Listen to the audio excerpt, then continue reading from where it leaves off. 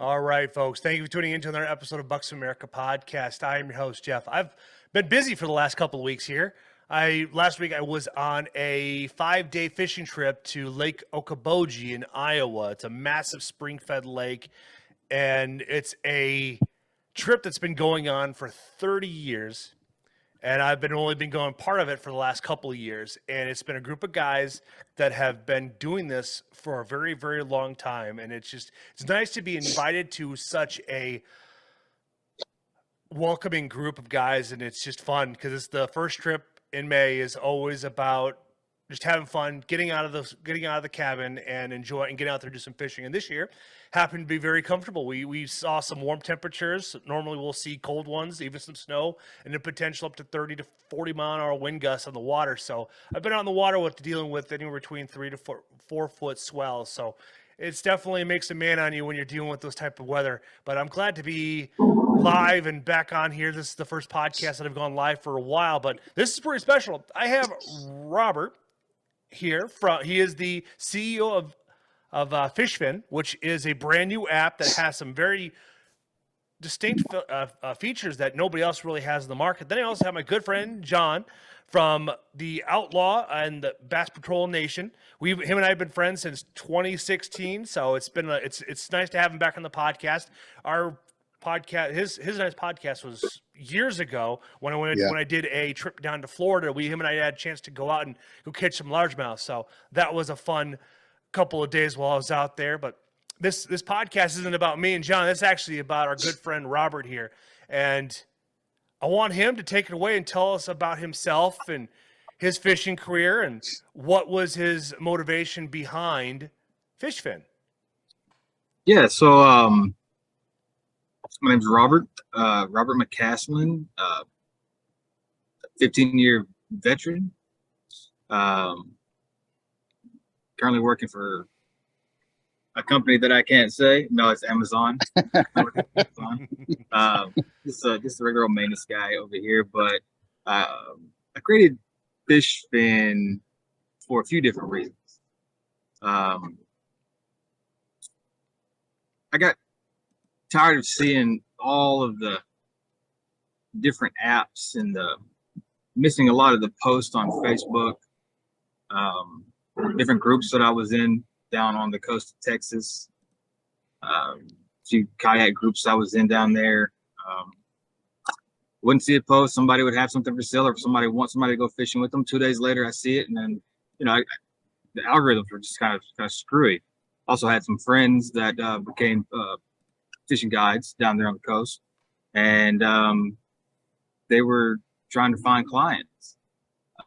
One of the issues they found was that starting on Facebook, the algorithms prevented them from reaching a certain amount of people, and they would pay Facebook to boost posts and whatnot, and it just wasn't working out. And then Fishing Booker, and well, I hate to say that, but there's other companies, third-party companies that charge 10-30% commission fees just to advertise for them, right? So they weren't hardly making any money; they were losing money, and they were just trying to figure it out. So I said to myself, well, it would be nice if we had a centralized community for everybody that loved fresh and saltwater fishing. I started looking into it, and I was like, oh well, there's FishBrain, but FishBrain really doesn't capitalize on the whole industry. It's really just fishing spots. And then they started doing a little e-commerce, but the e-commerce it's select e-commerce that they sell, and they make a commission from individuals. So we've kind of developed a full platform where you can go on and you can post your product, you can create your store, fishing guides, you could post your guide service on there, you can book through the application. Started looking at like different tournaments too. You got Tourney X, Fish Donkey, all these different apps, right? So a fisherman has 5 or 6 different apps that they use, different weather apps, different tournament apps. So like, this doesn't make any sense. Everybody's out there on Facebook promoting their business, but they're having to go to these other apps. Why don't we just have like a centralized place? Everybody can come together, network. And it kind of went in that direction right there. And we've kind of been rock and rolling for the past 2 years. So this has been a culmination of 2 years worth of work. So when did you go live with your app then? Last June. Spent about a year getting it ready for like beta to launch. And at the time, we only had just this, like the stories, and you can like and comment, stuff like that. And then over the past year, while growing, we've also developed the weather, the detailed weather kind of platform in there, the e-commerce. We have a tournament. You can host a tournament in your groups with friends and family or whatever you want to create a group. You can host a tournament in there. We plan to expand that to catch, photo, release. That's in phase 2 right now. We're just phase 1. You can host a hard tournament, set location, marina, or whatever, and you can put your details. Everybody can pay right to the host, and then you can pay out into the tournament. So there's no need for PayPal. There's no need for going to Venmo or go to my website. Just host it on the app, pay through the app. Tournament director gets the funds, distribute however you want. So we're just really trying to simplify everything for everybody. That is a good notion to have then. I like your mission behind it. I've been playing around with the app ever since John reached out to me here just a couple of days ago. And one of the biggest compliments I can pay towards is that it's very streamlined, it's very smooth, easy to log into, easy to access. The GUI system is much different than from what you experience on other social media apps, which makes it easier, I guess, in my eyes, because we're all used to the standard either up and down scroll, where this actually has a side scroll, and then you just, and if somebody has a story that has more than one image, then you just scroll up and down to look at everything. I like that combination. Yeah, to flip it around, so this way you have that opportunity. And plus, you can upload your videos. I've been posting about 1 or 2 times a day from my recent trip, but I also have tons of pictures out there that I'd like to get back out there and show everybody that I can catch fish too, besides just talk. You can. Well, what's cool is when I was designing this, I liked. I mean, I'm not afraid to say it. I've been on Tinder once or twice in my life, so I kind of got the concept from like Tinder, right? It's like left or right. So I like to be able to scroll that way, and then with like a Rolodex, so you flip over images for the most images. But we also have a scroll system similar to other social medias, which you find that in your group section, they scroll up and down. If you look at someone's profile, all their photos scroll up and down as well. Same with the tournament section. Once you host a tournament, then the group, it opens a separate subsection for just tournament anglers, and that also scrolls up and down. But neither here nor there, I guess. But yeah, there's a lot of thought. I put a lot of thought into this application to make it as smooth as possible and as easy to use as anything else that's on the market right now. That's the best part too. It's like some people have issues with dealing with the personal information. That's the biggest thing that I've seen what people struggle with apps, is trying to figure out how to be able to navigate that fine line, because it could open you up to some litigation and other issues too, because you never know what's going to occur when somebody has a data breach or something. So I like the fact that it's very straightforward, and you don't ask for a lot of information. So this way, then you are saving people's information in a sense. So this way, you're avoiding data breaches and such. Yeah, and we don't use our own servers. We use Amazon servers, AWS servers. So they're about as secure as they can be when it comes to the breaching of the data and all that other stuff. Oh, that's smart to use them as your place to store all your information. So that's actually a good idea to do so. Yeah. You know what I like about is Stripe when you for your payouts and your e-commerce, and the Stripe works out very well for me, and it goes directly to where I need it to go, and I've never had any issues with it. So I'm glad you're using that platform. Yeah, we don't handle any funds. If anybody makes a transaction, it goes through Stripe. Stripe is our payment processing platform we use on the app. So we try to stay out of that. We don't want to open ourselves up to any litigation like you mentioned. So we're really trying to produce something for the community without making ourselves liable in the same instance. So got a lot of little checks and balances that we've done to ensure that. I like that. What you could do too is, nobody else has been doing this, is cryptocurrency too as well. I think that is actually I thought that's one of the things that we want to do, is to make it to where individuals can say buy if the store or if the manufacturer is okay with accepting Bitcoin or Ethereum or any other kind of cryptocurrency, which we want to make that to where they can interchange those on our platform as well. Same with guides. If the guide's like, hey, I'll take Ethereum, I don't got to take cash, you can pay that way. So we really tossed around that idea. I think that's going to really set you apart because nobody else is doing that. And with the talk about CBDC and like with Texas, your governor's already said no to it. Governor Abbott's there in Florida said no to it. And as long as we have this continual tide that's rising to stop the central bank from creating their own digital currency, will actually, because if we don't put a stop to it, then we'll end up having issues where they can program our money and dictate on how much money we can have in our own bank accounts and such. Basically sets us up onto an infinite status of a hamster wheel. Right. Yeah, for sure. And we're all about giving everybody, we want to give everybody options. All right. You know, that's the key for me anyway. Give all the users options to purchase however they choose to purchase or whatever they want to do. You know, if they want to take it out in trade, you know, I'll trade you this boat for whatever. These lures, these rods for a fishing trip. We want to be able to make that available somehow, some logical way through the platform. Sure, that's a good way to look at it. So then, John, how did you and Robert cross paths? You know, Robert, I think it just happened. I was on the Bass Patrol, my Bass Patrol Nation, and I believe I stumbled across it. And I started looking into it, and I found that, you know, I have FishBrain, I have, you know, all the others, and you know, I pay quite a bit of money to some of those companies, and I saw this one, and I was like, this is just totally different. And you, Jeff, you know me, I you know, Bass Patrol is not going to jump into something that, you know, doesn't benefit Bass Patrol Nation and all our followers and, you know, our community. But so it just kind of happened, and we jumped on board, and it just all worked out really well. Yeah, Don has been a huge part since he's came on. He's really done a lot. And we're looking forward to seeing where it goes. Right. So I mean, we're just getting our feet wet. I've got a lot of interest down in Florida. A couple calls today down there in West Palm Beach, Fort Lauderdale area. A lot of interest down here in Texas. I got most of my guides are down here in South Padre. The Galveston area, there's a lot of guides down there. I have a guide in Destin that's on the app. So yeah, we're just now branching out, and like I said, John has been a big part of that here recently. Mm-hmm. And I don't know what the plan is down the south or in the central Midwest there when it comes down to fishing shows or like expos and such.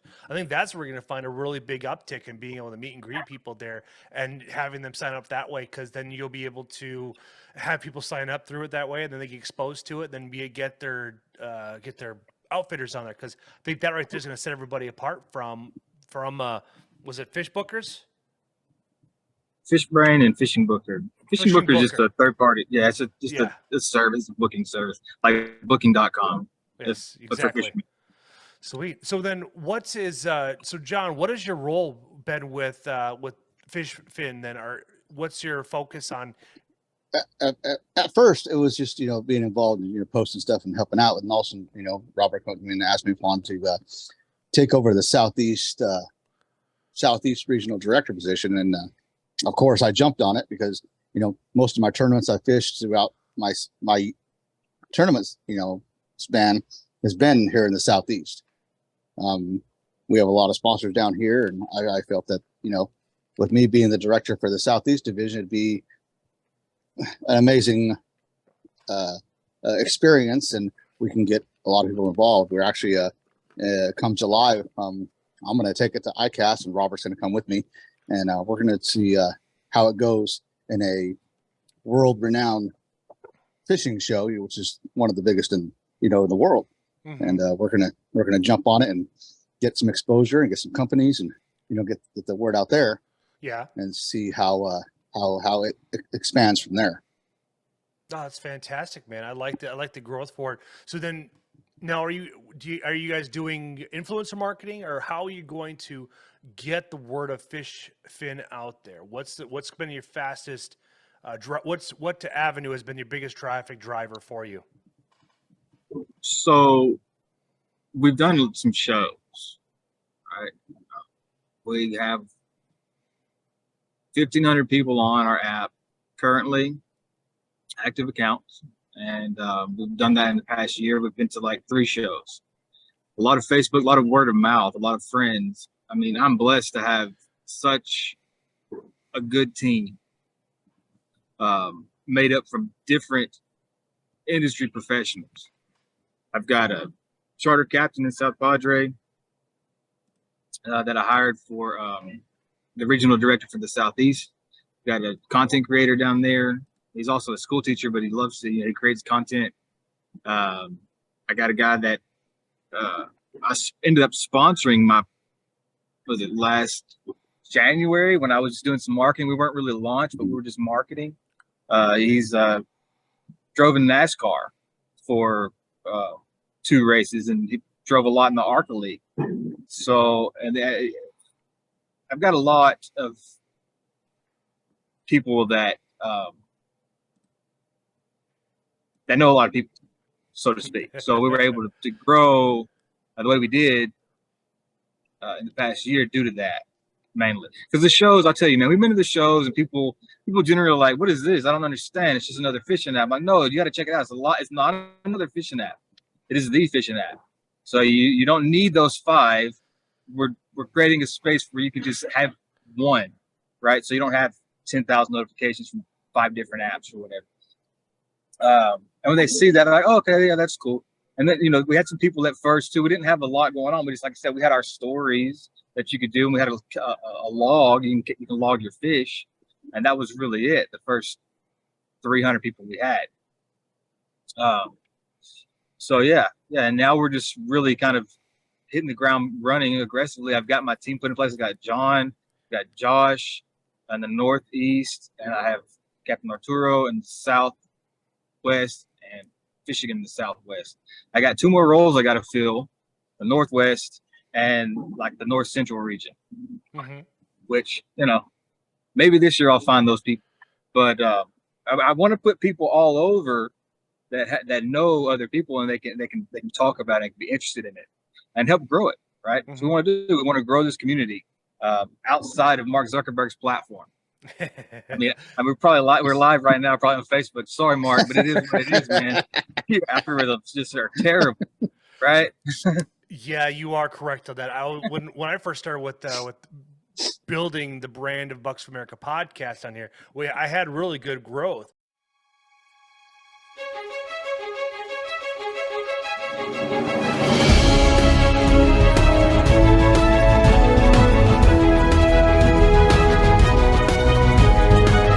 But now, since it's all gone to a pay-to-play platform, it's very difficult to get growth and get reach because the wrong image pops up in the wrong feed, and then they'll market however they want to remove it off of their feed. Yeah, you violate community standards. Now your page is shut down for 30 to 60 days, right? Oh, or yeah. something. It happens all the time. You spend $1,000 with Facebook boosting posts and promoting and this and that, and then you post a picture of you cleaning a fish, and now all of a sudden PETA's on you, and your page is shut down. Yeah. So that it's is just a waste. Exactly right. It's terrible, right? So those are the problems I'm trying to fix, man. So now, what's that? Go ahead, John.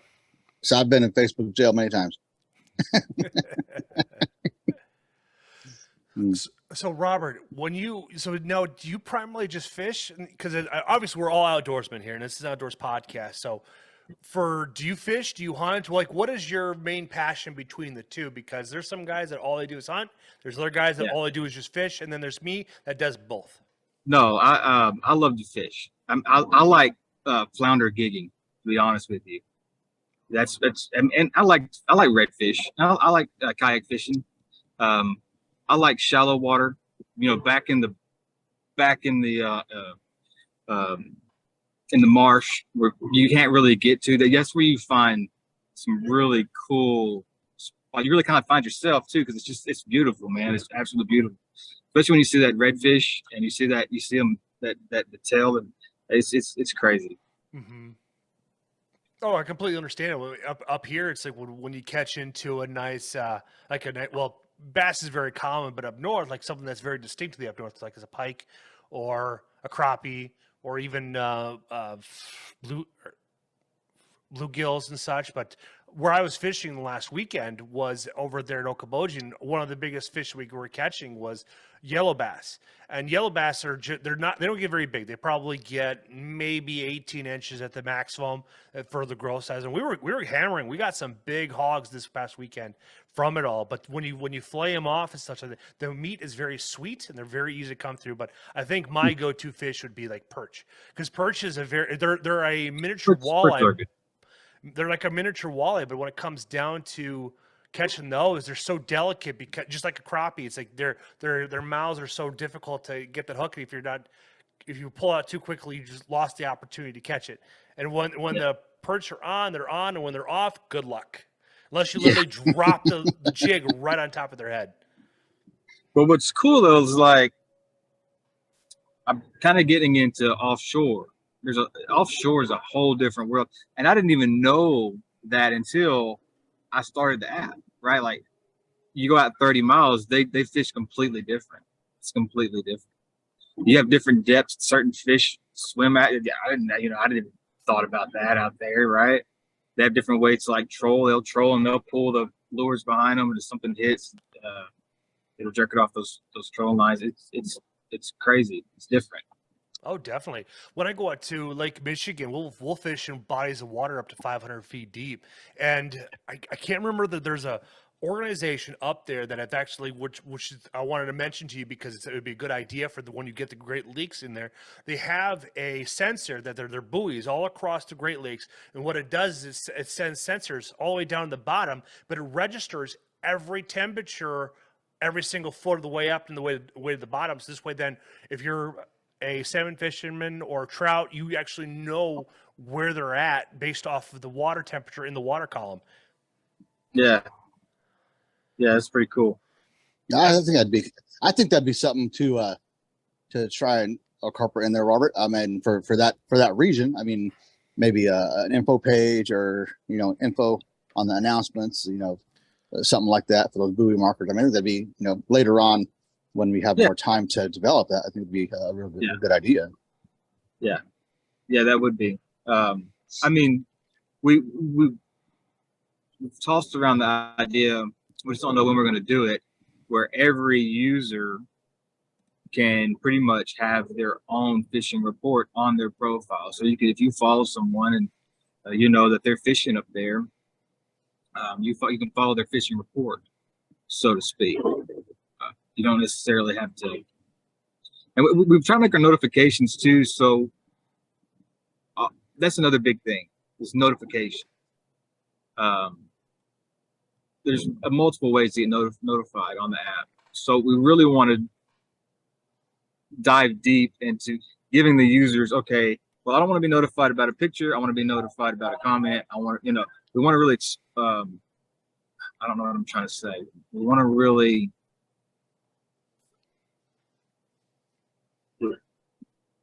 I'll have to come back to that. I'm trying to think about how to put it in words that make sense. No worries. I know what I want to say. I know what I want. I know what I'm thinking. I just don't know how to say it. Right. No worries.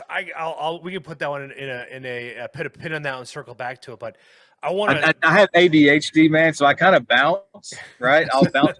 It's hard for me to follow a conversation sometimes. You might notice that. We could look back on this. You'll say it doesn't make any sense because I'm bouncing to another subject.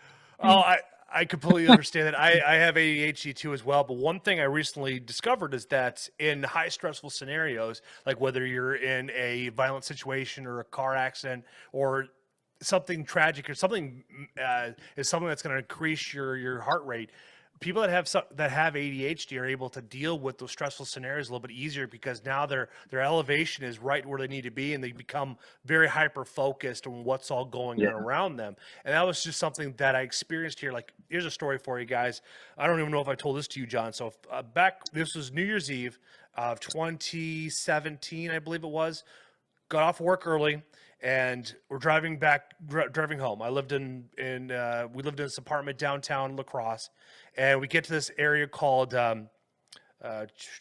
bittersweet. And basically what it is, it's a garden, a nursery. We're coming up to it. We see all the cop lights flash, stuff like that, and they haven't quite blocked it off to where like you had to merge it over. They had everybody parked inside there because they tracked down a guy that was off his meds, literally off his meds. And what ended up happening is that they got called out for him. And when we're coming through there, when we passed behind the vehicles, the suspect was charging the street. The police officer stopped him and got him to go back around. Well, on the way around, he became aggressive and they used deadly force. Well, one of the rounds went through his bicep and went straight into the side of the door where I was sitting in.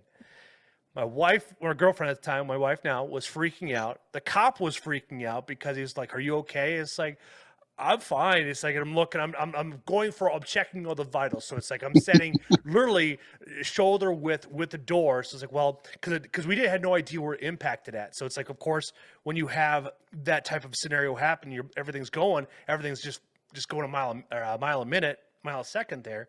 Checking my vitals, my sides, my neck. No blood, no nothing. And then we come to find out the bullet went through the door. Just underneath the side mirror, and it stopped right there in the dash. And so that's how we got involved into it, an officer-involved shooting. Now, my wife's and I's testimony cleared the officer of what had happened, because that's the thing when you shoot through a very thin flesh, you're bound to have a pass through. So, but our testimony cleared the officers, and they were doing what they could do because the guy was high on meth and he was just all strung out and off his meds because he's got schizophrenia and a few other things. And that was a whole night.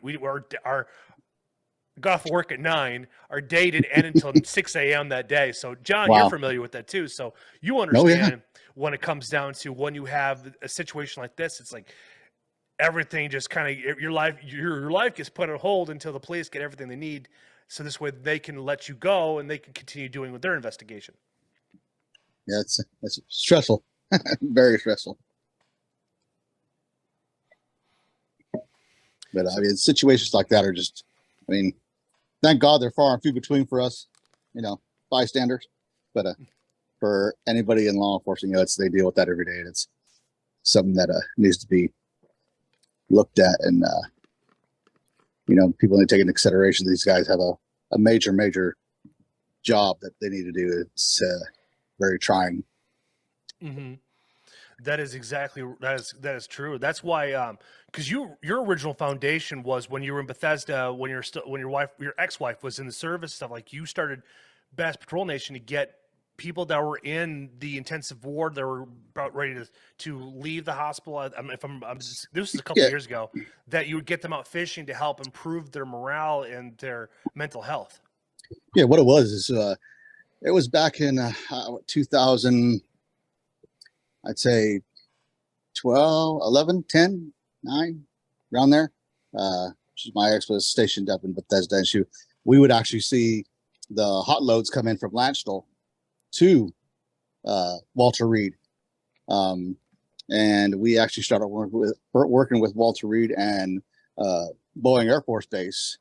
And we started the program, the Take a Hit fishing program up there in Washington, D.C. And that was an outlet for wounded military personnel to come out and escape the confines of the hospital life and what they're going through, to come out and have a supposed normal day of fishing and talking about experiences and getting their life straightened out or stress situations, and they talk about it. And through this fishing that we did, we would go to Potomac Park and get the boats from Boeing Air Force Base. They had a marina. We used to get the pontoon boats and take the soldiers out, and it all started just that one day, and ended up being Maryland fisheries came out, for free, and we had a public started coming up and asked what we were doing, and started talking to the soldiers, and all the military personnel was hurt, and we had ended up buying hot dogs and hamburgers for the soldiers, and people started coming up and started donating money to buy the hot dogs and hamburgers and fish with the soldiers. And it was a huge impact on the way of life after being wounded in combat, and it was an outlet that they seen to benefit their situation, and it's been going on for years. To this day, it still goes on. We have other directors up there that took care of it. Boeing Air Force just still jumped on board, and they still do it to this day, and take these military personnel out. Now it's all joint task force hospitals. Walter Reed has actually been closed, I believe, to medical, and now everybody goes through National Naval, which is Bethesda. But yeah, it's a program that was never intended to start the program as a program that hit the U.S. like it did. It was a program to start because I felt they needed an outlet, because I've been, PTSD, a stressful situation, and the outlet for fishing for me was to get away and see life for what it really is and what's out there, and de-stress. And that's what we started, and it turned out rather well, and we had a lot of success with it. So that's something I'm very proud of. Now, Robert, you said you served in the service too as well. I want to say thank you for your service to our country. Were you Army, Marines, Navy? But I was actually dual branches. I was in the Navy, stationed in Norfolk, Virginia, NAS Norfolk. I was on the USS George Washington. I was an aviation ordnanceman. So we built and assembled munitions, sent them to the flight deck. And when I got out, I tried to be a civilian. I tried to go to school and work at the same time. And you miss a lot of the camaraderie as well. So I decided I was going to join again. I was going to go back in, right? A lot of people do that. This time I wanted to go to the Air Force because I didn't want to work as hard. I want a little bit better chow hall. I want a little bit better, I want a little better living conditions when I was there. So yeah, I joined the Air Force, and I just pretty much lateraled over. They actually gave me a rank. I mean, they gave me a rank higher. I guess so I had made more money, and life was good. I did that for 10 years and got out in 2015. Yeah, so from 01 to 15, I was in A school when 9/11 happened. And I remember A school in Pensacola, 9/11 happened. I remember that was a wild day. It was a wild day. They shut the base down. We had people from Israel over there. Nothing to do with the attacks, but being that they were from the Middle East, they got them off the base. They didn't want any problems, right? But yeah, I did that. Then my last stint was in Bossier City, Louisiana, which is 2.5 hours east of Dallas, where I'm at now. And then I got out in 15, started selling insurance. And yeah, opened my own insurance agency, got divorced, lost everything. Was homeless for a few years, living with family here and there. And then I was blessed to get hired on temp agency, and then hired on Amazon. And then I was driving home, I was praying. I was like, because I'm Christian, I was like, Lord, please forgive me for all of the bad things I've ever done to my ex-wife and all of the things. And I said, please help me get back on my feet. And he said, well, why don't you do the app you've been thinking about for the past 2 years? So first they started out with just creating a logbook, just for anglers to have a log. But okay, well, that's what you want me to do. And I didn't know anybody moving to Dallas. I had been here maybe 6 months, and then lo and behold, I found an investor to give me $150,000 to start. Didn't know him from Adam, and I met him like 3 days later after I had that epiphany or that calling or whatever. It was absolutely it's crazy. Just re-established my faith. It's weird. I don't know how else to put it. It was weird. Like my good friend Chris Ham says, is, as you can tell, I'm a big HHA supporter here.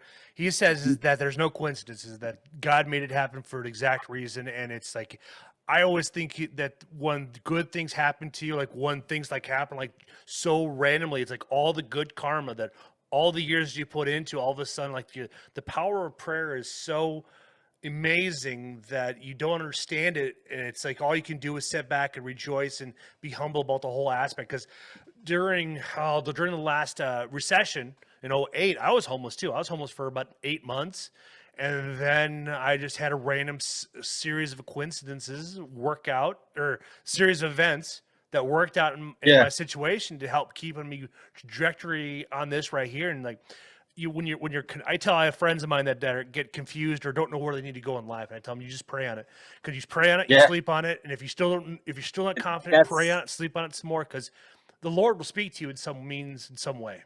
Yeah, and that's what I've been doing ever since, because I went down this path, man, this path of destruction, so to speak, when I got divorced. I mean, I don't want to dive too deep into it, but there's drugs and women and all the things that come along with being freshly divorced, after being married straight out of high school, bunch of dumb stuff.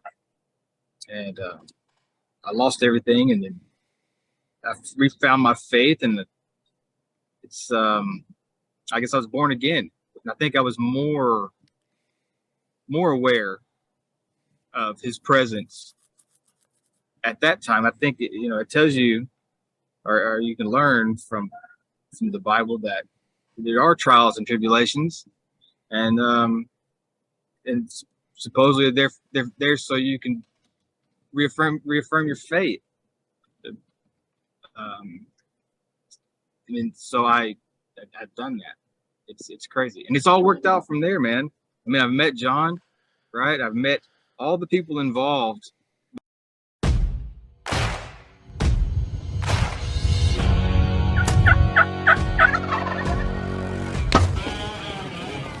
Hey everyone, Jake with HHA. Super excited to introduce the Tetra and Tetra Max Rise. The Tetra Max and the Tetra Rise is our new 2-pin vertical bow sight that we're coming out with here for this year. So you'll notice a couple things on it. It's very similar to our single pin platform that we've had here over the last 25 years, and really similar to the other sights in the Tetra line. So what we basically did was we took our single pin technology and we merged that with some multi-pin technology. So the way we built our Tetra and Tetra Max Rise sights was we basically dropped a second pin in that vertical pin coming up from the bottom, and then we added a second indicator on the yardage wheel. So both of those are fixed. One really nice thing with this setup is you sight in at 20 and 60 with the top pin, and you don't have to worry about the second pin at all. That second pin and second indicator will automatically be on. So really nice feature there. The Tetra Rise and Tetra Max Rise are gonna come in 8 different frame options. So 4 in the Tetra Max Rise, 4 in the Tetra Rise. Both are gonna come in the fixed Hunter Edition frames. So the Tetra Hunter Edition frame, the Tetra Max Hunter Edition frame, as well as the Hoyt Picatinny mounts in both the Tetra Max and the Tetra Rise, as well as the long dovetail and then the short dovetail bar option that I have on the Matthews bridge lock system. So all the dovetail options within the Tetra and Tetra Max Rise are going to be compatible with Matthews bridge lock system. So within both of these product lines, you're going to get a lot of different options as far as which sight you want to go with. So you're going to get your choice of a yellow or red second pin. Red is going to be the standard second pin color, but you can choose to go with the yellow option as well. And then both will be available in either a 10 or a 19 thousandths pin. All scope housing sizes are 1 inch and 5/8, and we do have the same front end that we've had on the Tetra line since 2020, with the macro gain adjustments as well as your micro adjustments as well for windage. New on the Tetra Rise this year, you're going to notice that there is a new needle carrier. So this needle carrier obviously has the 2 indicators, but you will see that it is a red anodized needle carrier to really call out where your needles are at.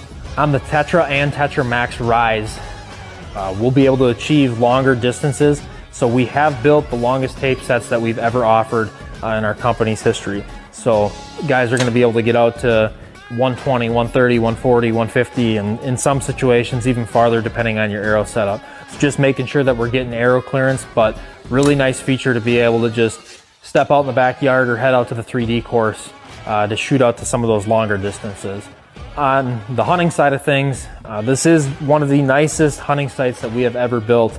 It does have reasonable pin gap spacing with a 1/4 inch spacing. That way, you know, if that deer runs out from 20 to 35, your second pin's on. So the most commonly asked question that I've had so far as we went through this whole setup process is, where does that second pin sit? Well, that second pin is going to vary depending on the different arrow setups that you do shoot. Closest answer I could give you is the most common is going to be somewhere between 32 and 40 yards, depending on how fast your bow is. So you'll likely be somewhere between that 32 to 40 yards with that second pin if the first one's at 20. So along with all other HHA products, the Tetra Rise and the Tetra Max Rise carry a 100% lifetime warranty. All products are 100% made in the USA. For more information, you can visit our website at hhsports.com. With the app, everything's just kind of falling into place. Well, I wouldn't say everything, some things, most things. Some things kind of fall apart because I don't think that's where I was supposed to be. That was me pushing something. And then when I stopped pushing it, other things just fall in place. It's just how it is. It's weird. No, Yeah. I completely get it. I have a friend of mine, Chris Vega. He is a Army veteran. He is in Iowa. He does downrange outdoors. It's a charity where he takes veterans out fishing or hunting and such like that. And told him to come on in and if he has any questions, to put it in the chat group there. I can ask you you can answer about it. And I put it in the website so we can go check it out and download it and see how awesome it really is, because it is something. I tell people it's a cross between Instagram and Facebook, or no, Instagram and TikTok, but better, because you don't have all of a specific narrative being forced down your throat, and you got a little more freedom of seeing everybody have more of a community, because you post something on there, there's always somebody liking it or commenting on it or asking you like, wow, what a great haul or something like that, or what do you have planned? Because I was really blessed this weekend, and between the 9 guys of us there in Okoboji, we caught probably close to just shy of 400 fish, probably more than that. We threw a lot back of a lot of smaller ones. That's the one that you posted on there with all the fish. Yeah. Is that? Oh, yeah. Okay. Yeah, it makes sense.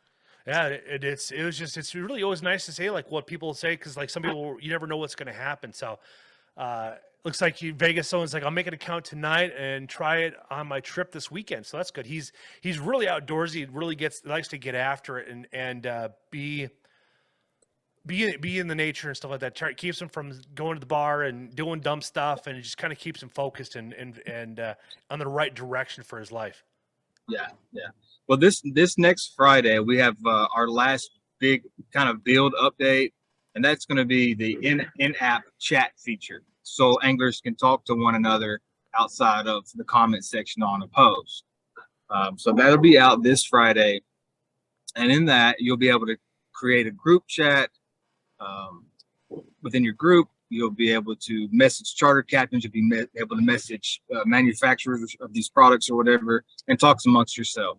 So that's the last big update.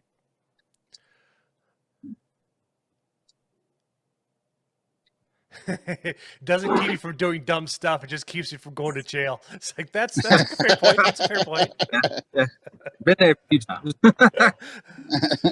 Now, earlier on the conversation, you had mentioned about building a tournament bracket. What all goes into that to kind of give, maybe John, maybe you can comment on this, but provide a breakdown of all of that. So this way, then somebody listening to the podcast could go into it as like, hey, I want to do a charity tournament, or I want to do a carp tournament or something like that. Give us some insight into that. Yeah. So, I mean, it's very simple right now. We haven't expanded that field. We've been focusing on e-commerce and setting up how all that works. But right now, you just go in, you create a group. You have to create the tournament within the group. You can't just create a tournament. So usually a group of friends, family, everybody kind of knows one another. You create the group, and then you can host a tournament. You just name the tournament, the date, the time, the minimum participants, the location of a weigh-in, if you're going to do like a hard weigh-in, and then a payout, right? So once you do that, well, the entry fee, an entry fee. So once you do that, you post in the group, somebody wants to join the tournament, they'll pay the $20 or whatever it is, and it'll go right to your Stripe account. And then at the end of the tournament, the designated time that you set, you can pay out the winner based off however you see fit. I mean, it's pretty, it's as simple as we can make it right now. Now we do want to dive in and make the admin of the page that creates the tournament. We want to make it so where they can create specific forms. So if you go to participate in the tournament, you could be asked to fill out your name, you can put your fishing license in there, your insurance information, all that kind of stuff. But we haven't done that yet in the tournament section. And CPA tournaments. You can do a CPA tournament. We have done one down here in Texas, but the admin kind of controls if that photo is good enough or not. You have to take a picture of the fish's nose and tail and all that other stuff and submit it, and he can give you a thumbs up and say it's good, and the biggest fish wins kind of deal. Okay. You kind of do that. Now CPA is just essentially a catch and release practice. Yeah, catch, photo, release. Yeah, a lot of kayak fishermen do that. Yeah, I like that feature. Well, what's cool is that I want to get this up enough to where, especially when we dive in further to the tournament section and we develop these CPA rules, because to technically compete on these other levels of these other platforms, you got to have you have an admin role, then you have a judge role. So the admin can assign different people in the group these different roles for this tournament. And when you submit your photo, it'll go to those judges to approve or disapprove that catch before it can be counted for entry. And then live leaderboards. We want to do live leaderboards within these tournaments as well. I like it. I think that's a fantastic idea. I like the whole catch, photo, release aspect of the tournament circuit, because you're able to get those fish back in there. I know Bass Patrol or Bass Pro likes to have their big stats or their big podiums and throwing up these big old fish, but I tell you what, there's a lot of upset people when they come into town, like here on Alaska. When the Bass Pro Classic comes in, the community doesn't like it because it just really disrupts the bass habitat. They'd rather just follow like what the Pro-Am series does with walleye, where you wait, you take pictures of it, and you release it and go back from there. And then this way, you don't have to worry about dealing with the opportunity of somebody stuffing the belly full of lead. Yeah, it's not based off weight; it's just based off length, and size, right? So, okay. What's really cool about CPA tournaments is that you can host a tournament with your buddies all over the United States or the world if you have the same fish species in your area. It doesn't have to be on location. So that's what's really neat. If we wanted to host a FishFin CPA tournament with all of our users, then we could do that, right? We could have our own in-app tournament league. We have future plans to add a point system to all of the tournaments that are going on. So whoever wins the tournaments receive X amount of points per tournament they win within the platform, and then they could be eligible for our series if we do a $10,000 pod or whatever the case may be. These are all things that when we get ready to dive in further to our tournament section of the app, these are things that we really want to do. I think that's a fantastic way of doing it, because that's really going to set you apart from everybody out there. And since you're the only one doing it, you could be able to set all that up. And since you already have vendors on there that make their own custom lures to help promote the app, you could be able to ask them like, hey, would you mind providing some gummies or something like that, some worms to work with it and such to kind of do that. Now, John, in your southeast area, what are you going to do to get more people? Like, are you going to do contests to drive traffic and such? If we can do contest, I mean, like I said, we do the photo contest, every month. But if we can do we'll say like a Bass Patrol Big Fish contest, the Hunt for Basszilla contest, and promote that in the southeast region, because a lot of big bass come out of the southeast. Everybody knows that, in Texas. If we do that, I believe that'll drive a lot of traffic to the app, and from there we can branch out further and do the bigger tournaments, and have our own, FishFin, Bass Patrol Nation Hunt for Basszilla Tournament Series. I believe that's a good way to go with it, and to do a small promotion type like that at first to get things rolling. And once we get the CPA function set up, then we can actually run a big bass CPA tournament across the U.S. And have everybody get involved. That way, it's not just a Southeast regional event type thing, but it could be nationwide. Oh, for sure. I think it's the black bass is so commonly found everywhere, but I think with what you're going for would definitely work out, especially promoting some of those new business that are slowly starting to make their own the worms and their jerk baits and whatever they want to do. I think that's a great way to build their brand for it. So this way, then, if they participate in it, they just got to make sure on their all socials to drive the traffic there, because the only way your entry will be accepted is like you have to be a registered member or user of the app and then submit your findings that way. So this way, then you can kind of drive that initiative to keep pushing the app to go from it. Because I'm sure that with the season here, like up in the Midwest here, a lot of bass seasons will be opening up here in the next week or so, because we're going to be post spawn, so we're going to have that for us. I know Wisconsin, Minnesota, there typically opens up right around Memorial Day weekend. Right, and I think that the whole the doing that type of series tournament on through the app, and using the e-commerce, that one of the stipulations is a product has to be purchased from one or two of the vendors that are on the app to qualify you to be in to fish the tournament. I think that will help promote our vendors. Like I said, get out those new baits, get out those custom made lures, the hooks, the lines, custom poles, things like that, and that would be another way to push our e-commerce further.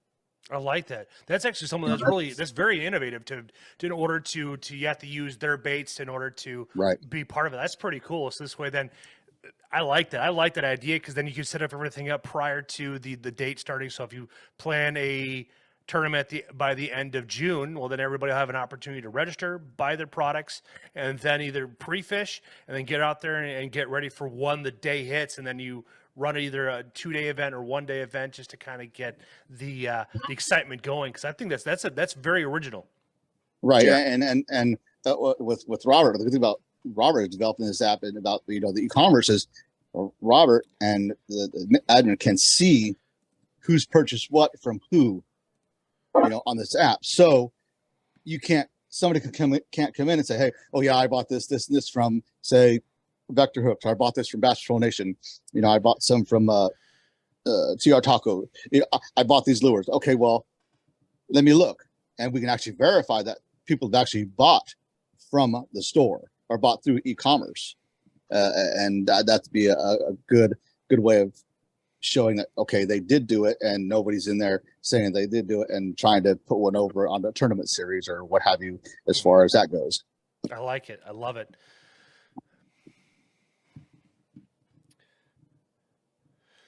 Yeah, and I think another thing, man, that really helps us grow is strategic partners. I mean, if you have a podcast, hint, hint, hint, or whatever, and you're on the app, that helps us grow. These little podcasts, things like that. We haven't had a lot of exposure in the North outside of this. It's all been pretty much Gulf Coast and Florida, Louisiana, Texas, stuff like that. But our app's worldwide. And I think John knows some people in Australia. I think we're trying to talk to them. We're trying to we're trying to go everywhere, because it's for all fishermen everywhere, everywhere. Yeah, we're trying to get hookies in on the app. About hookies, Jeff? I use their products. I use their products on my fishing. And I've been in talks with them, trying get them involved in the app, since they are in Australia, and it'd be a wonderful addition to the store. So we're not subject to just the U.S., because Bass Patrol Nation is right now in 11 countries. So we have people pretty much all around the world that can help take this app to where it needs to be. For sure. That I was just kind of curious, because I was looking at my statistics and my stats when it comes down to my top countries, and it's like I got Belgium and Germany are my top two places, but my podcast is in India and Russia and obviously Australia, down there in Brazil, Argentina, Colombia. So yeah, and a few plays up there in Canada. So I appreciate the Northerners up there listening to the podcast. Now I was looking through the app here too as well, and you got the forecast, you got the guide. So explain to me about booking a trip. Like explain that feature for the ones that are just like me, learning more about the app. Yeah, so you can go to the marketplace and you can put in, say, your destination. It's your address of your hotel. You're going on vacation to South Padre. We use that for example. That's where most of our charters are. Put in the information, your address on the app, on the marketplace, and it'll pull in the closest charter captain to you. And pretty much you can try to book that trip. That charter captain could say, once you book it, he can either accept the trip or deny the trip. Okay. If he accepts the trip, then you receive the itinerary of the day you want to go. It comes in your email and it says, be here, be at this location at this time. You could see on there what he's fishing for. So if you go to the marketplace, if you type in South Padre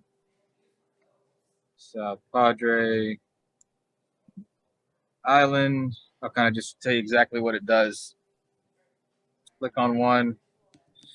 You can see the date and time of the trip, half-day trip, the days they do it at. The price is based off of 2 people. You can see any other kind of notes they put in there under facilities. You can see the boat details, the amenities that they provide. If they provide gear or amenities like drinks or whatever, you can see all that. You can see the fish species that they're actually fishing for in that area, and the fishing location where you're going to basically meet them at, and with some photos of some previous catches, previous clients. And then you just book and pay, and it's pretty much it. Yeah, I was scrolling through it. I like the opportunity to put everything. They put the name of the captain, their phone number, their hours of operations and such. Type you do person or private exactly. Meeting points. This way, then you know where to meet up.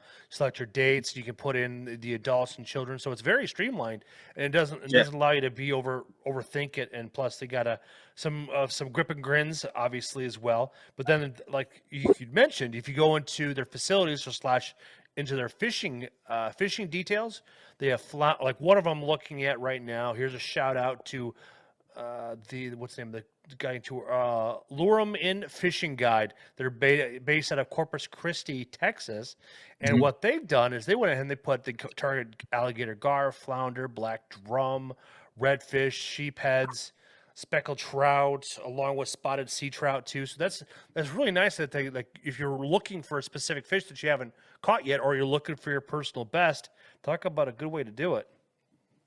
Yeah, and we want to, like I said, we're always developing. We've dropped something every month for the past year, new something. And I think it would be cool to be able to filter out guides based off of the species of fish that you really want to fish. You want to fish redfish in your area, and then you ought to be able to filter that out. Say, okay, well, these are all the guides that say that you can catch redfish with, or flounder, or whatever. So there's things that we're going to continue to. We're not done developing. We're actually probably never going to be done. There's never such thing as done. No, I mean the industry's so big. We're trying to capture 90% of it at least, and we want to make it user friendly and functional. So there's always going to be something that needs to be done. Oh, definitely. But something that's really cool is our catch log feature. So you can log your catch, right? And to test it, you could just open up the log and take a picture of your coffee cup or whatever, and you can kind of see how it works. What it does is it brings in the date, the time, and the GPS location of that catch when you catch it, and then you can go back and you can put any kind of notes where it was caught at, what you used, this and that. And it also put in the weather. If you click on the map icon beside the coordinates, it'll take you right back to that location with Google Maps. And what's really unique, and I get a lot of different opinions on this, is that if you do that 3 times, the app will actually allow you, it'll prompt you to say, do you want to sell this location? So you can actually sell your fishing location to other anglers, your honey hole, so to speak, if you want to sell your honey hole. Which nobody's doing that industry that I know of. FishBrain gives away free spots, but nobody is selling their data to other people. Okay. Right. So if I go to Indiana and I want to fly fish or what, I've never been up there. I don't know if you guys even fly fish there, but go there and I wanted to fly fish. I was going to be there for the weekend.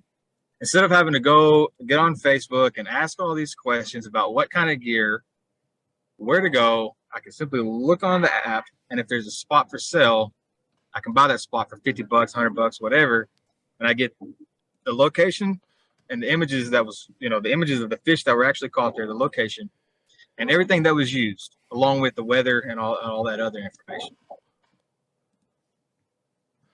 That is awesome. Yeah, I wish I would have known this before I left last Wednesday to go on my last Tuesday, on my fishing trip, because then I could have been logging all my catches. Because it's nice to be able to not have to rely on your memory to follow stuff up, because it's like you got so much going on in your day to day. It'd be nice just to be able to take a picture of it, log that information, and call it good. Because, man, my dad caught this massive 8-pound drum, and it's like, it was a fun fight, because all of a sudden I just saw his tip go rip and just go straight down and just zing. Oh man, it was like we weren't quite sure what's going to happen. Then we caught several nice looking pikes on top of that too. I tagged a couple of friends of mine that have been on the podcast that have guide services, and one specializes in catfish in Iowa, another one specializes in the Great Lakes, from trout to king salmon and such. Yeah, we need to get them on.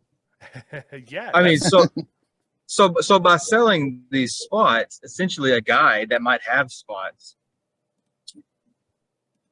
can sell his location for the same price he would guide for.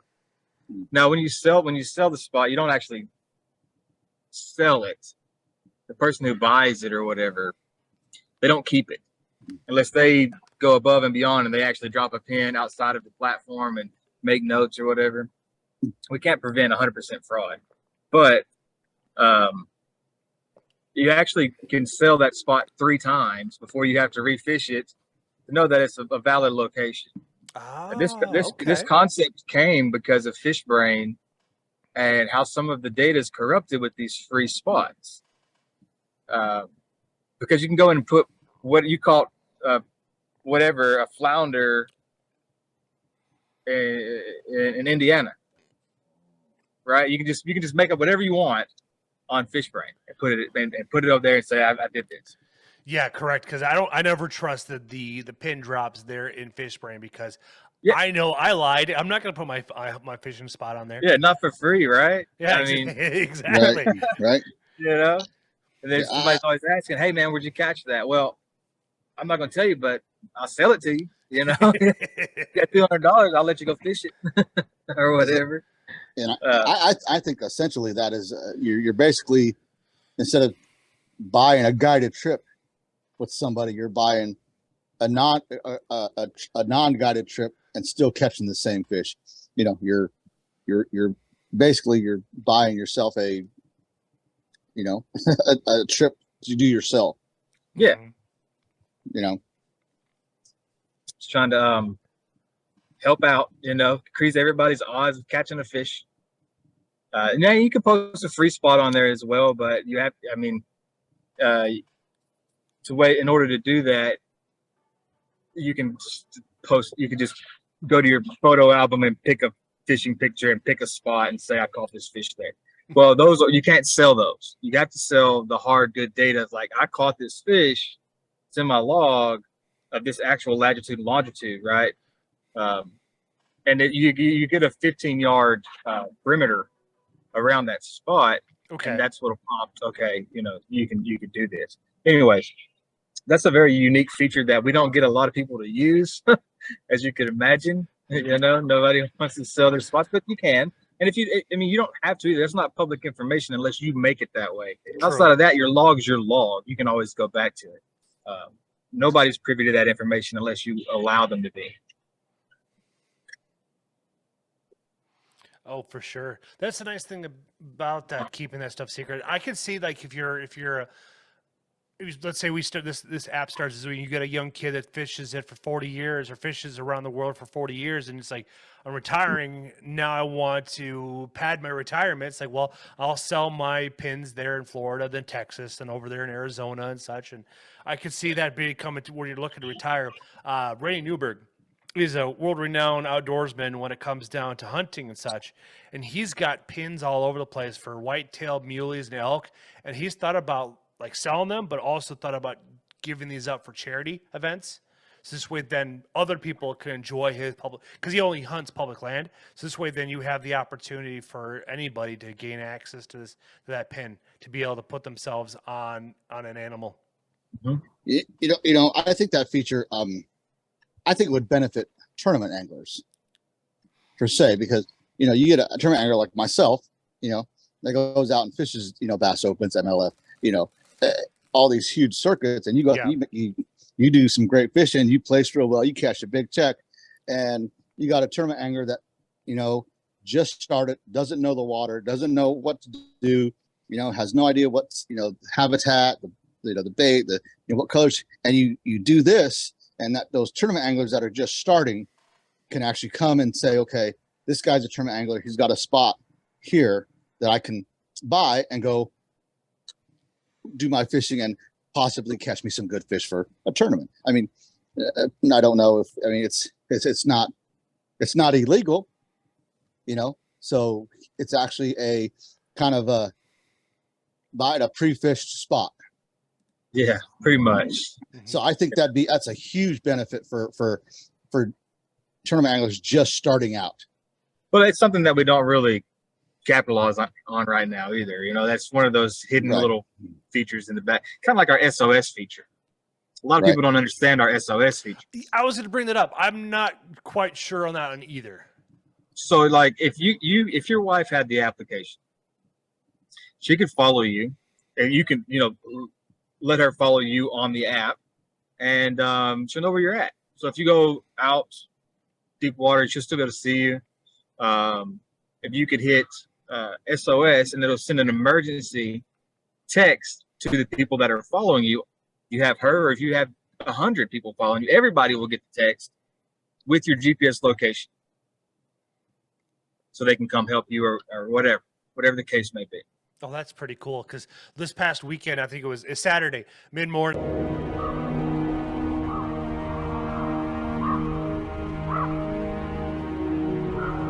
We ran out of gas, and we're dealing with 30-mile-an-hour wind gusts out there in Lake Okoboji. Luckily, we had cell service, so we had friends already on the lake there. But yeah, I could see that playing a role, because considering that we've ran out of gas in the body of water, yeah, it would be nice to be able to send that message out to not just one person, but a bunch of people, because you never know what the main person you're wanting to come help you is doing. Yeah, somebody might click on it and say, okay, well, he's only a mile from me, versus somebody else that's 10 miles from you. So you want to know, the community of your people that you're allowing to follow you, kind of know your location. And with SMSs, they kind of work a little bit different than phone calls. You can have a very weak signal and still get out a text message. Correct. Yes, you can. So, Robert, do you have any fun stories about you out there fishing? Like, do you have anything that you want to share with us? Do you have any fun stuff that you like to talk about? Well, I wouldn't consider it fun. The last time I went fishing outside, because I work 60 to 80 hours a week here.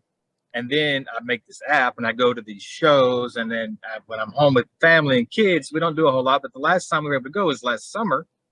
And I took all 3 of my kids.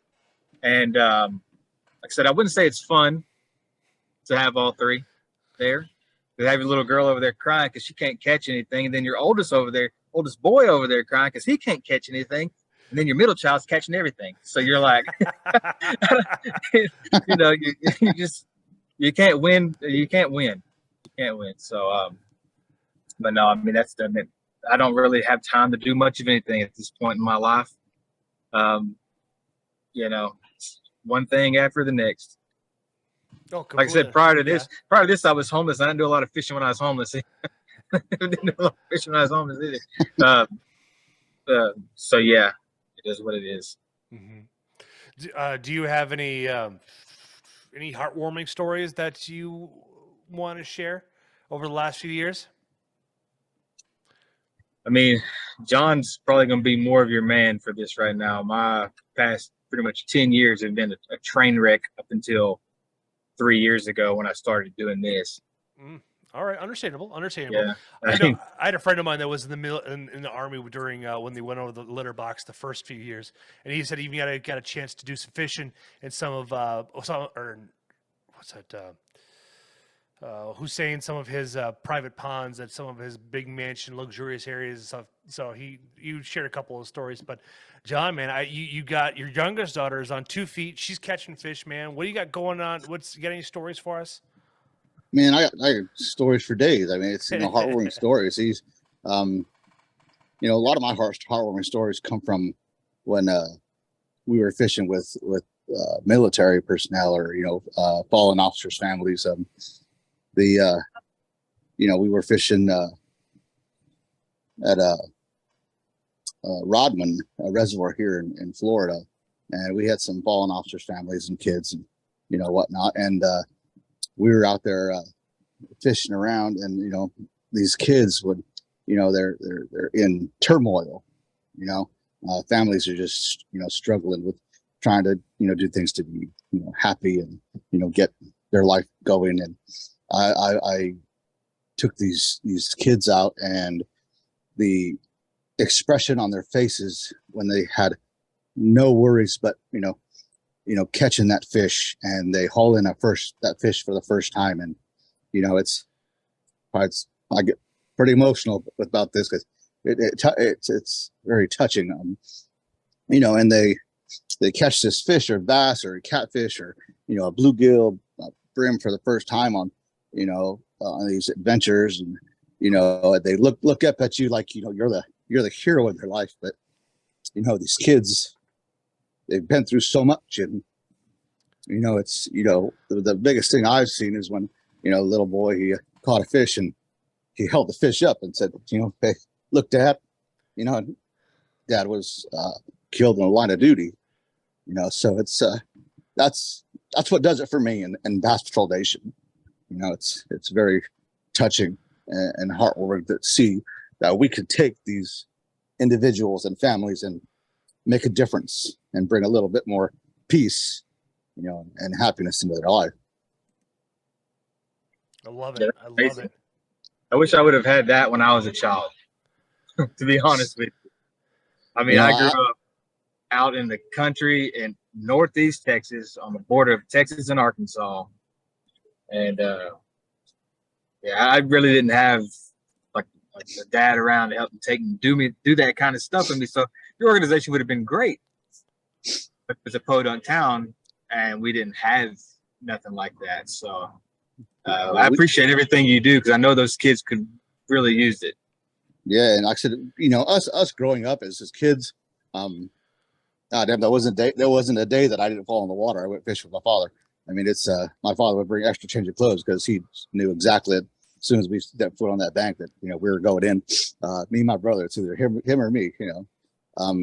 But my father used to take us fishing growing up. My mother fought cancer for a very long time, so as an escape for him, to get away from the burden of the pain that he would feel, and he would take us kids to go so we would have an outlet and go fishing. And like I said, but every damn time one of us ended up in the water. So one time I thought I was drowning, and my father was like, stand up, and I'm flailing around like I thought I was gonna die, and he said stand up, and I was in about a foot of water.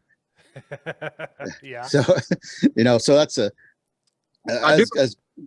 so growing up, that's what we had.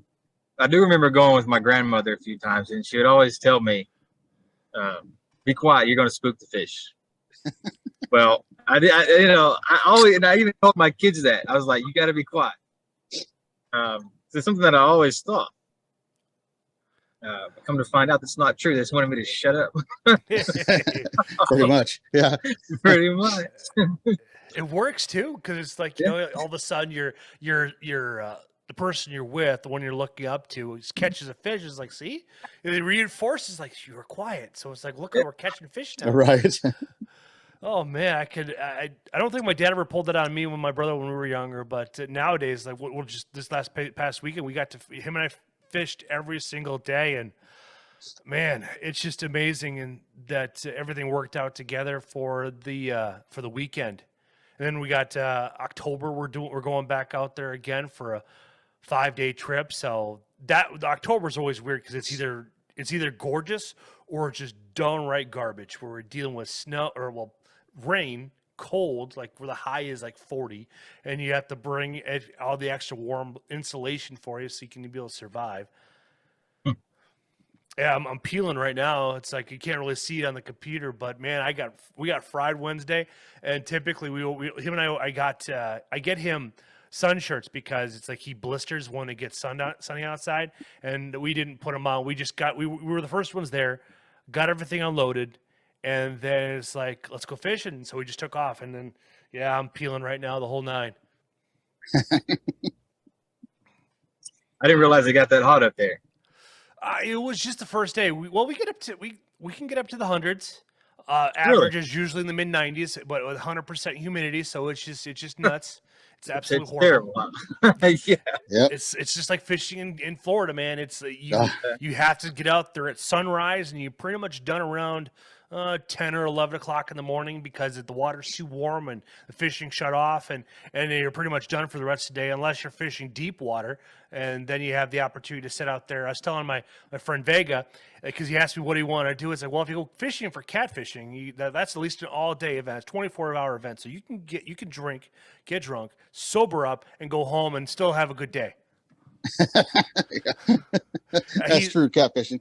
Yeah, he's really deep dived into the whole process, and it's really cool to hear like how all the different techniques he's learning, because he has a friend, Martin Enor. He's from Enter Iowa's Outdoors. It's a catfish guide service, and he's been learning about his whole business and such, and being able to become more wants to eventually become a guide for when he does his veteran tours. And he's just kind of getting after it, talking to the DNR, like, where can I go camp? Where can I light a fire at? Stuff like that, just to make sure that he is doing everything above board, because he doesn't want to be camping on an island that's owned by the Army Corps of Engineers. And it's like, he doesn't want to get in trouble with them. It's like, well, the nice thing is you just show him your D214 and you both know what it's like to get bent over. Right? Very true. So Robert, John, is there anything we haven't touched upon yet? Because we did it. We've done a really good deep dive into everything. Yeah, I mean that's pretty much all the features on the app. If we missed some, it is what it is. I just want to tell everybody that's watching, if anybody's watching, do you want to download the app? It's free. It's free for every user. We do have some paid services, but with the promo code, we can waive those. The paid service are very, like the weather app, the weather section. You get 3 days of forecast that you can look out. Anything past that, if you're not a subscriber, it's like $2, $2.99, something like that. And then we have a person-to-person marketplace, kind of classified. So if you had an old rod and reel, you don't necessarily have to have a store on the app. But if I was in there and I wanted to buy your rod and reel, I could. But we ask people to pay $2.99 to unlock your contact information, because we don't want scammers just getting your cell phone number. Most people that are in the fraud industry, they're not going to pay the $2.99 just to do that. So, I mean, other than that, man, the app's still kind of growing. Our chat feature comes out next Friday. We're going to do some tweaking to our website. If anybody creates a store on the app that automatically mirrors it to our website, or a guide service, or automatically mirror your guide service on our website as well. So people can book on the website or on the application. They can buy gear on the website or on the application. Yeah, we had a lot going on. We had a lot still to come. So I'm looking at your weather forecast here. One of the tiles says water temperature. Where does that temperature data get sourced from? Because like I live near Lake Neshonoc. It's literally 300 yards straight north of me. That's how close I am to it. I can literally walk to it if I want to. But where does it pull that information? Because I see my address in the forecast bar there. I don't know if that's a trade secret that you don't want to give out, or I just want to make sure, like, is that accurate based off of the GPS that's put in the system? No, I don't mind giving it out, man. It's we use an API from Stormglass.io, and Stormglass, what they do is they take information from NOAA, they take information from different like AccuWeather, and they take it and they give an average, and they give you an average of who is the. And when you get an average from multiple places, you get more of an accurate kind of idea of what's really going on. So they pull all this information, they take an average from that, and that's what's displayed. So they pull from all kinds of different weather apps and different weather platforms. Sure. Okay. That actually helps me understand that aspect, because I'm looking through here. It's like, I like that you got what time the sunrise, the moon phase, the visibility, humidity, the wind. I mean, these are all things that I really consider when I go out hunting, but it's like these things are all apply that same pressure. Now, the only thing I haven't really learned more about is how air pressure and humidity affect fishing. I don't know if John, if you can answer that question, or Robert, maybe you have an idea. I'm not familiar with enough to comment on it. So, John, you want to do your best to answer this? I can give my best. I can do my best. I mean, air pressure is a barometer rather than temperature. It's just pressure in the air, which causes pressure in the water, and it just drops fish down from, say, the surface to a what we call is a thermocline. It's where the water transfers, which in your case, Jeff, where you're from, your water has not transferred yet. So your barometer probably really isn't going to affect the way the fish are right now because of the water temperature. Yeah, because right now water temperature is 48 degrees on average. Right. So what that is, your thermocline is probably somewhere around 10 to 20 feet where the water starts to transition from cold to warmer. There's a layer that sits in there of warm water that's put down between the two cold layers. So, and that's where fish usually sit. And that you can use your barometer to kind of gauge that. But it's just, the pressure of the air that sits on top of the water that holds everything down. Once that thermocline starts to transition, then that's when your fish, start moving up to surface temps, when they start warming up to, 50, 60, 70 degrees. And that's when they come up from the bottom, because like I said, that thermocline is where they kind of sit to keep them alive and, less lethargic. So that barometer is just, it helps gauge the pressure of where that thermocline is going to sit in that water. That's a fantastic answer. That's more news than I've ever heard of. So, all right then. Well, then, John, what are some of the Robert's already gone through and advised on how to reach out to him and download the app and such. The best part is it's available in the iTunes and Apple Store and Android. But how about you, John? What are some of the best ways to find you on the interweb? The best places to find me on the interweb is mostly our Facebook page for Bass Pro Nation. We have that's where we conduct most of our pictures, our business. We get clients, we get sponsors. That I have a LinkedIn account for Bass Pro Nation, which is the business side of it. Align.com, Alignable, which is a business-based social media. I just signed up for that too yesterday.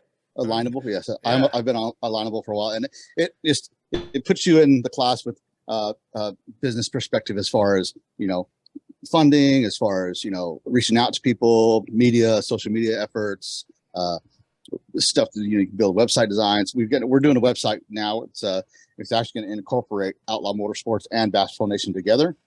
because it's cheaper that way. But we're gonna have 2 separate pages. So we'll have the racing page and we'll have the bass fishing page. Instagram is a good way to get to us. We don't use Twitter hardly at all anymore. But like I said, Facebook is probably the biggest place that you can get all this. And now we have FishFin. FishFin is actually, we're posting more and more every day. I've bought some new molds for products, and got 3D printers to start making our own line. We got gear, so FishFin is going to be one of our major platforms to contact us through messaging and whatnot. Phenomenal, then. Well, I want to say thank you both for being on the podcast. I had a blast, and then I will wrap it up, and then we'll talk offline. All right, brother. So Thanks for having us. You're very welcome. Sounds good, man. You're very welcome, guys. For the audience, thank you for tuning into their episode. This will be on YouTube. We'll be streaming on all major platforms, so be on the lookout for that. And like Robert and John said, go find them on the social media. Go download the app. And if you want to get into small business, this is talk about a good way to increase your audience and your reach. We're strictly just that niche market instead of trying to pay Meta or TikTok to be able to get your brand out there. So I want to say thank you for everybody for tuning in. You guys have a great night. Good night.